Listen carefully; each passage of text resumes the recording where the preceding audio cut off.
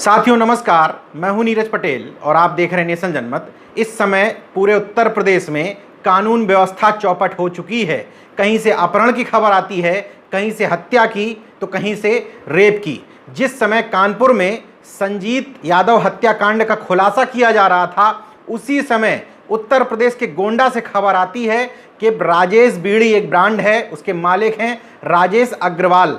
उनके 6 साल के नाती का अपहरण कर लिया जाता है दिन दहाड़े। इन सब घटनाओं के बाद भी मजाल है जो ये जातिवादी मीडिया अपनी स्क्रीन पर एक तरफ योगी आदित्यनाथ की तस्वीर लगा करके दूसरी तरफ इसको जंगल राज या गुंडा राज लिख सके।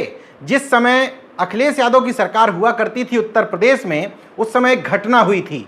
लखनऊ रेंज के डीआईजी हुआ करते थे डीके चौधरी।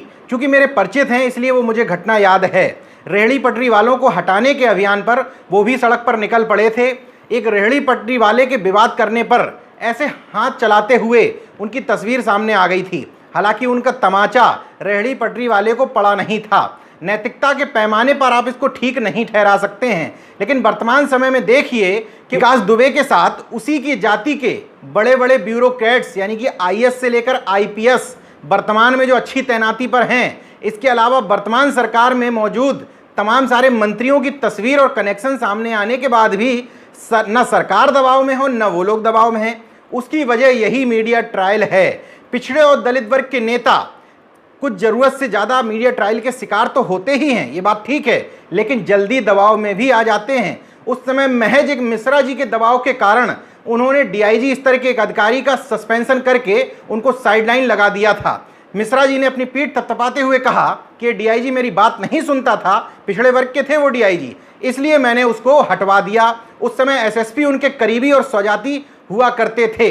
इस तरह के खेलों को भी तमाम सारे राजनेताओं को समझना पड़ेगा। मीडिया का जो दोगला चरित्र है वो तो है ही। वर्तमान समय में लॉ एंड ऑर्डर की सिचुएशन इतनी गड़बड़ होने के बाद भी सरकार दबाव में नहीं है।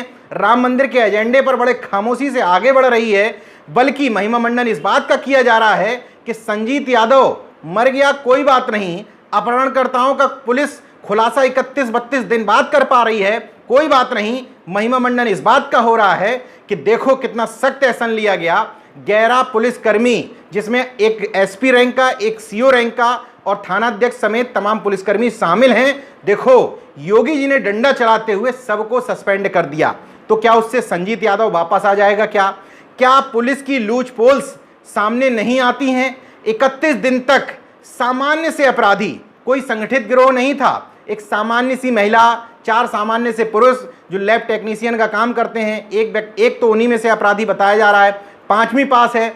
वहीं कानपुर की इतनी हाईटेक पुलिस को घुमाती फिराती रही, वहीं एसएसपी बैठे हैं, डीआईजी बैठे हैं, आईजी बैठे हैं और तो और एडीजी जोन भी बैठे हैं। इन सब के बावजूद सामान्य से अपहरणकर्ता संजीत के पिता चमन यादव को एक आध बार नहीं 26 बार फोन करते हैं। फिर भी सर्विलांस का सिस्टम देखिए जो काम ही नहीं कर पा रहा था। वो एसटीएफ, वो एलआईयू, वो स्वाट टीम जो सामान्य सी घटनाओं पर आप जरा सा सरकार के खिलाफ फेसबुक पर लिख के देखिए, ये तुरंत पुलिस वाले सक्रिय होंगे और आपको पाताल से भी खोज निकाले का दावा करने लगेंगे। वो लोग कानपुर में ही अपहरणकर्ताओं को नहीं पकड़ पा रहे थे।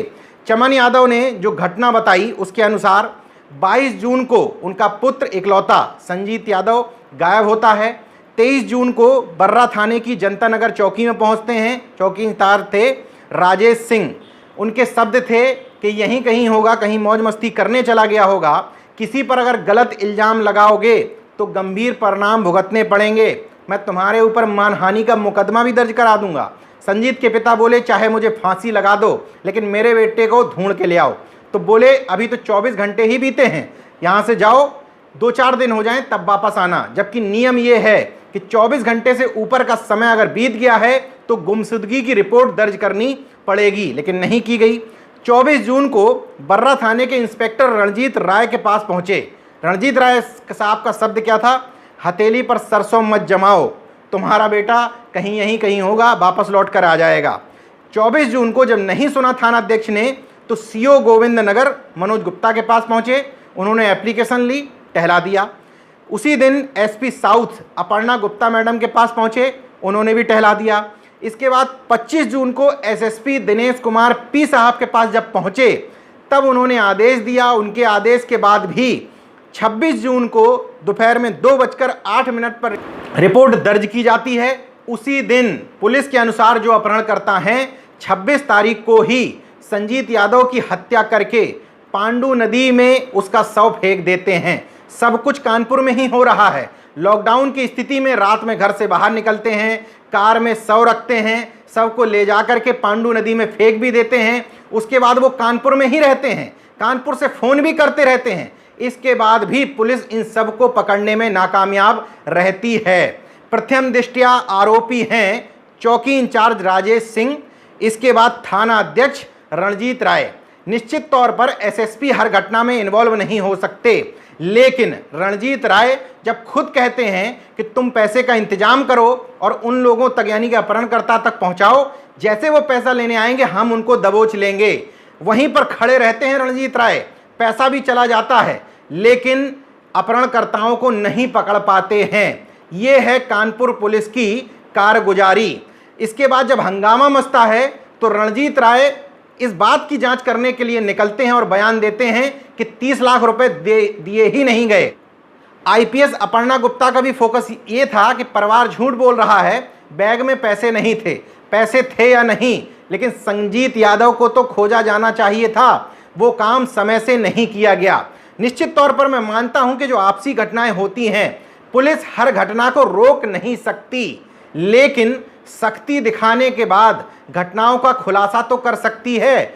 अगर समय रहते चौकी इंचार्ज और थाना अध्यक्ष अपने दायित्वों का ठीक से निर्वहन करते, और इन लोगों ने जब नहीं किया निर्वहन, सीओ और वहां की एसपी सिटी अपर्णा गुप्ता अगर इनकी फरियाद समय से सुन लेती तो संभव है कि संजीत यादव की हत्या नहीं की जाती, या 26 जून को हत्या हो गई थी तो इसका खुलासा समय रहते हो जाता। अपहरण होने के बाद हत्या हो गई, उसका खुलासा शायद इसलिए नहीं हो पा रहा था कि संजीत यादव शायद अपनी जाति की वजह से सरकार की और पुलिस की प्राथमिकताओं में शामिल नहीं थे। वरना एक थानाध्यक्ष लेवल का व्यक्ति अगर चाह ले तो उसके पास इतने पर्याप्त सिस्टम होते हैं कि वो किसी भी घटना का खुलासा कर सके। कानपुर देहात का ही एक उदाहरण आपके सामने है। मध्य प्रदेश के एक सुशील तिवारी नाम के ज्योतिषी का अपहरण होता है। कानपुर देहात का वर्तमान समय में भारतीय जनता पार्टी का जिला मंत्री सत्यम सिंह चौहान अपने साथियों के साथ उस ज्योतिषी का अपहरण करता है।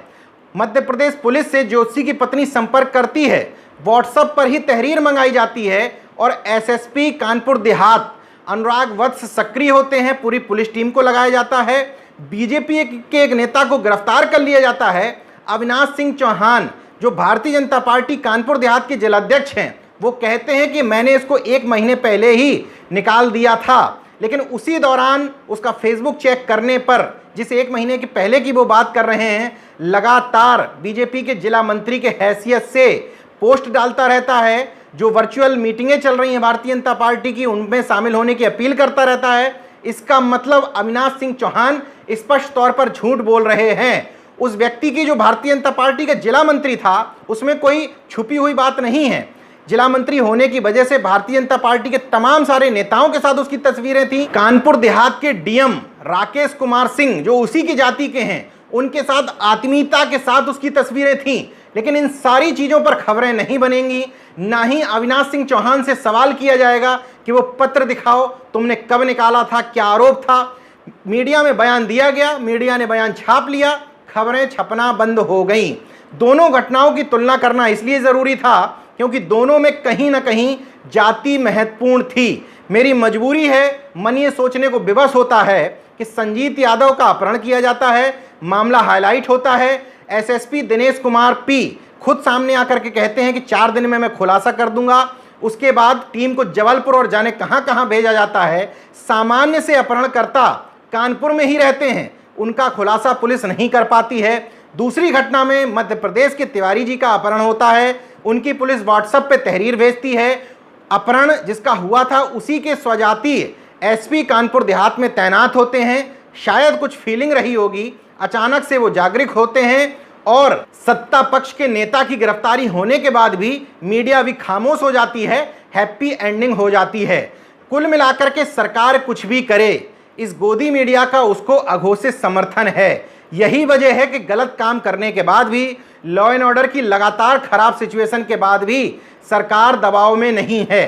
पहली बात तो ये गोदी मीडिया सरकार को दबाव में लेना ही नहीं चाहती है, इसलिए अभी तक जंगल राज या गुंडा राज जैसे शब्द इस्तेमाल नहीं किए जा रहे हैं। दूसरी बात, अगर वो लेना भी चाहे तो ये सरकार पिछड़े और दलित वर्ग के नेताओं की तरह इतने कमजोर इच्छा शक्ति वाली शायद नहीं होती हैं कि वो मीडिया के जरा से ट्रायल में दबाव में आ जाएं। यही वजह है कि ये सरकारें निरसंस और क्रूर जातिवाद करती रह जाती हैं। इस गोदी मीडिया का दोगला चरित्र देखिए। वैसे किसी का घर परिवार का कोई व्यक्ति आरोप लगाए तो इनके लिए बहुत बड़ी खबर बन जाती है, लेकिन संजीत यादव की बहन लगातार ये कह रही थी कि पुलिस की टीम लगातार मेरे भाई का और मेरा चरित्र हनन करने की कोशिश करते ही रही। कभी बताया जाता रहा संजीत के परिवार को कि तुम्हारी बेटी के गलत चरित्र की वजह से तुम्हारे बेटे को गायब कर दिया गया है।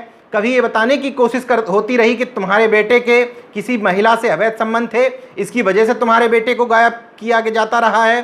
कुल मिलाकर के इस पूरी घटना में मीडिया का, पुलिस का, सरकार का दोगलापन और दोगला चरित्र सामने आया है। हम सब की ये जिम्मेदारी है कि हम केवल सरकार को ना कोसें, बल्कि उन नेताओं को जिनकी जिम्मेदारी है इन सब के लड़ने के लिए, उनसे भी सवाल करें। संजीत यादव प्रथम दृष्टया किसी को भी वोट देते हों, लेकिन सामान्य तौर पर यह माना जाएगा कि वो समाजवादी पार्टी के वोटर हैं। मुझे लगता है कि सरकार तो यही मान के चल रही थी। जिस तरीके से सरकार का ढीला ढाला रवैया था और अभी तक सरकार ने कोई बड़े मुआवजे की घोषणा नहीं की है।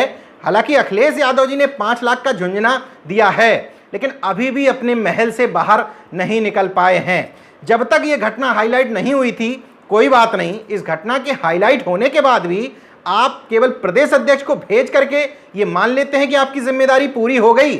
वो ठीक मान लेते हैं, क्योंकि उनको पता है वो घर से बाहर निकले ना निकले, यादवों के पिछड़ों के आंसू पोंछे ना पोंछे, ये जातिवादी समाज की मजबूरी है।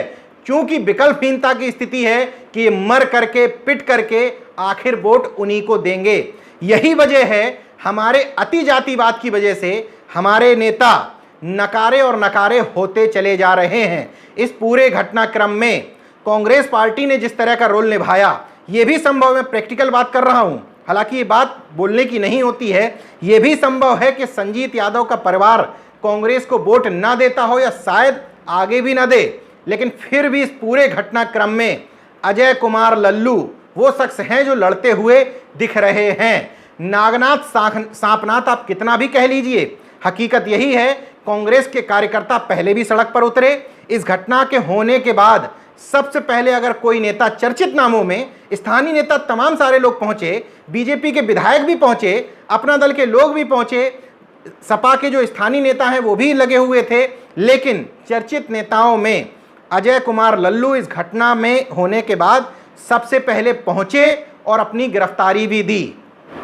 अगर हमारे अंदर इतना घोर जातिवाद ना होता और हम मुक्त कंठ से किसी भी पिछड़े या दलित वर्ग के नेता के अच्छे काम पर तारीफ करते, तो निश्चित तौर पर शर्मिंदगी के कारण ही सही शायद इन लोगों को अपने महलों से बाहर निकलना पड़ता, लेकिन ऐसा नहीं हो पा रहा है। इसलिए पूरे प्रदेश में दलित पिछड़ों की हत्याएं, अपहरण, रेप, तमाम सारी घटनाएं सामने आ रही हैं।